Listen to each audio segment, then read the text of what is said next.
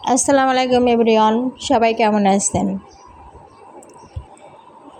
কলা আলু দিয়ে মাছ রান্না করব।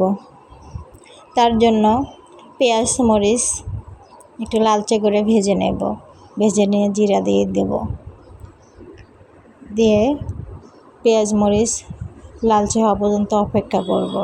অপেক্ষার পরে দিয়ে দেব আদা রসুন বাটা।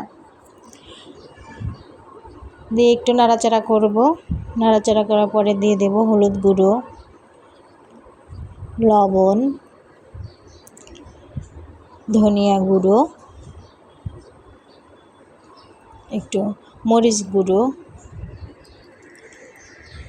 দিয়ে মশলাগুলো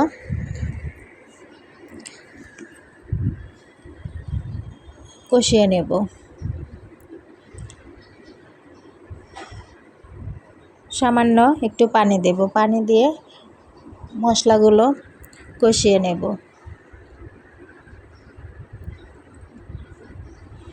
মশলাগুলো কষানো হয়ে গেছে, এখন সবজিগুলা দিয়ে দেব।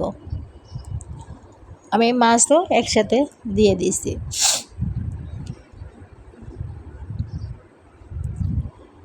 মাছ সবজিগুলো একসাথে কিছুক্ষণ নাড়াচাড়া করব। নাড়াচাড়া করার পরে পরিমাণ মতো দিয়ে দেব পানি।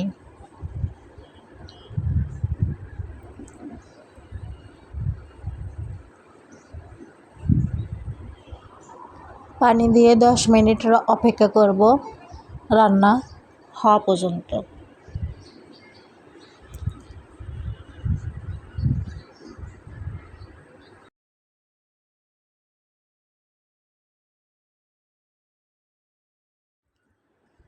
রান্না প্রায় শেষের দিকে।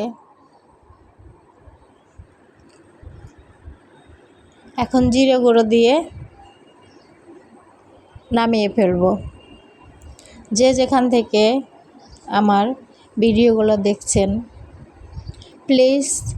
প্লিজ সবাই লাইক, কমেন্ট, শেয়ার এবং সাবস্ক্রাইব করবেন।